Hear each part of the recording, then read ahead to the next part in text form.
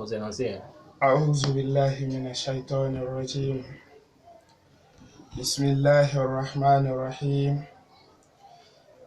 الحمد لله رب العالمين الذي أرسل رسوله بالهدى ودين الحق ليظهره على الدين كله ولو كره المشركون والمنافقون جميعا. ثم الصلاة والسلام على سيد البشر محمد بن عبد الله وعلى آله وصحبه ومن تبعهم بإحسان إلى يوم الدين. اللهم ربنا إنا نعوذ بك من شرور أنفسنا ومن سيئات أعمالنا من يهده الله فلا مضل له ومن يضلل فلا هادي له. Alhamdulillah, nous voulons intervenir sur le sujet très important qui est la commémoration de la naissance du saint prophète Mohammed sallallahu alayhi wa sallam. Que dit l'islam ou le Coran en réalité sur la naissance du saint prophète Mohammed sallallahu alayhi wa sallam en ce qui concerne la phase de la commémoration de cette naissance-là?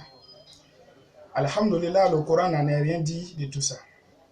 Le Coran n'a rien dit sur la commémoration de la naissance du saint prophète Mohammed sallallahu alayhi wa sallam. Et qu'est-ce que les 5 grands savants de l'islam qui ont bâti les 5 grandes écoles juridiques en islam, qui est Imam Malik, Mazhab al-Malikiya, et également Imam Abu Hanifa, Mazhab al-Hanafiya, qui est également Mazhab al-Shafiya, Imam Shafi, et également Mazhab al-Hanbaliya, qui est Imam Ahmed bin Hanbal, et également Mazhab al-Zahiriya, Ibn Hazm al-Zahiri. Qu'est-ce que tous ces 5 grands savants ont dit au sujet de la commémoration de la naissance du saint prophète Mohammed sallallahu alayhi wa sallam?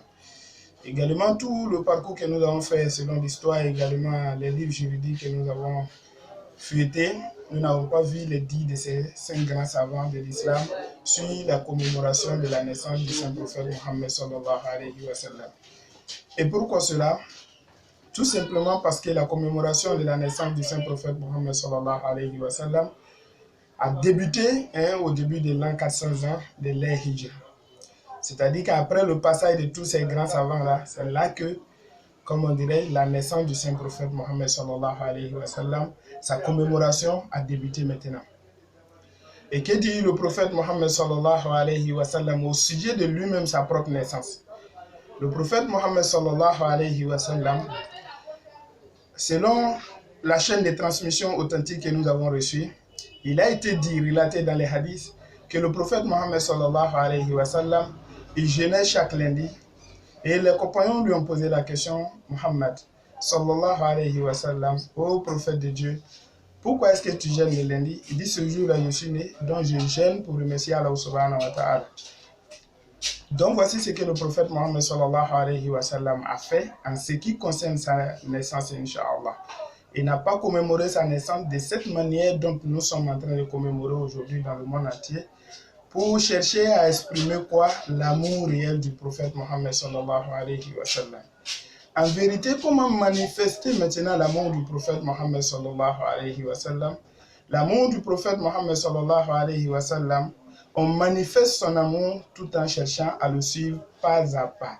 Là où il a posé ses pas, nous posons nos pas là. Là où il a sauté, nous sautons. Et également, tout ce qu'il a laissé, nous laissons. Voici comment on manifeste l'amour d'une personne que nous aimons. Voici comment on manifeste l'amour d'un leader. Voici comment on manifeste l'amour d'une personne qu'on aime sincèrement. L'amour, manifester l'amour ne consiste pas à faire le contraire de ce que ce dernier a fait, à faire le contraire de notre bien-aimé, mes frères musulmans. Donc nous vous interpellons à partir de cette vidéo pour vous dire que le prophète Mohammed sallallahu alayhi wa sallam lui-même a jeûné tout simplement pour montrer à Allah subhanahu wa ta'ala qu'il est content et dit merci à Allah.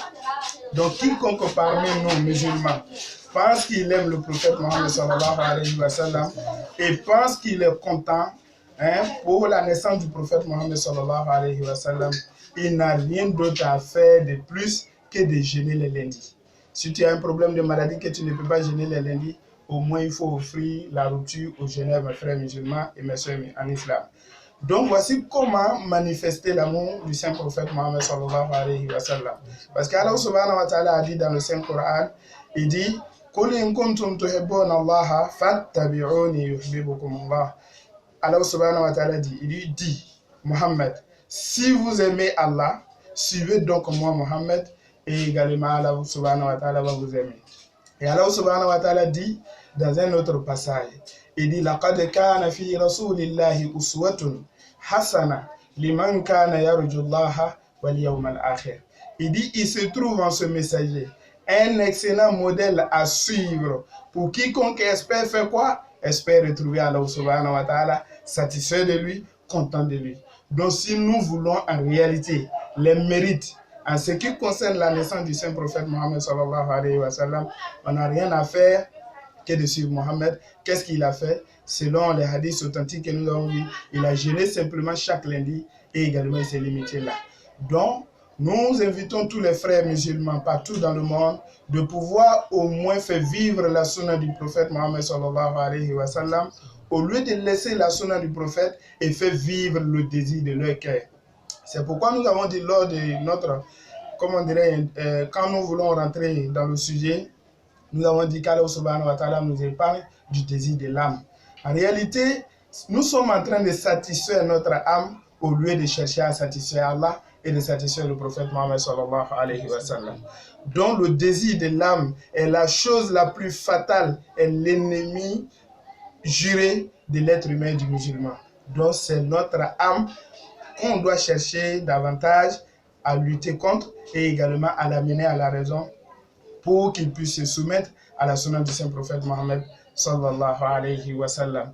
Donc si le prophète Mohammed sallallahu alayhi wa sallam, Allah nous dit que quiconque veut retrouver lui Allah, qu'il passe par Mohammed en faisant quoi? En innovant? Non, en cherchant à faire ce que le prophète Mohammed a fait et c'était là où il s'est tué et également s'est relevé là où le prophète Mohammed sallallahu alayhi wa sallam s'est relevé, mes frères musulmans. Donc voici en réalité l'amour du prophète Mohammed sallallahu alayhi wa sallam, comment manifester l'amour du prophète Mohammed sallallahu alayhi wa sallam. Et quel est le jugement que l'islam donne au sujet de la commémoration de la naissance du saint prophète Mohammed sallallahu alayhi wa sallam. Après tous les parcours que nous avons faits, selon l'histoire et le Coran et également les hadiths authentiques, nous n'avons pas vu de traces que le prophète Mohammed sallallahu alayhi wa sallam a commémoré sa naissance de cette manière dont nous sommes en train de commémorer aujourd'hui. On a vérifié également dans le Coran, nous n'avons pas vu un seul verset dans le Coran qui dit que nous devrons commémorer la naissance du prophète Mohammed sallallahu alayhi wa sallam de cette manière-là. Et également, on a étudié aussi la vie de ses compagnons, les gens qui l'ont aimé, qui ont tout abandonné pour lui, qui ont tout sacrifié pour lui, qui l'ont protégé, qui ont donné leur vie pour qu'il puisse vivre. Ceux-là, on a regardé leur vie et on n'a pas vu qu'ils ont commémoré la naissance du prophète Mohammed sallallahu alayhi wa sallam de cette manière-là. Donc, quand nous avons fini de faire tous ces parcours et on n'a pas vu de traces des gens qui ont aimé sincèrement et sérieusement ce prophète-là, nous n'avons pas vu qu'ils ont commémoré sa naissance de cette manière.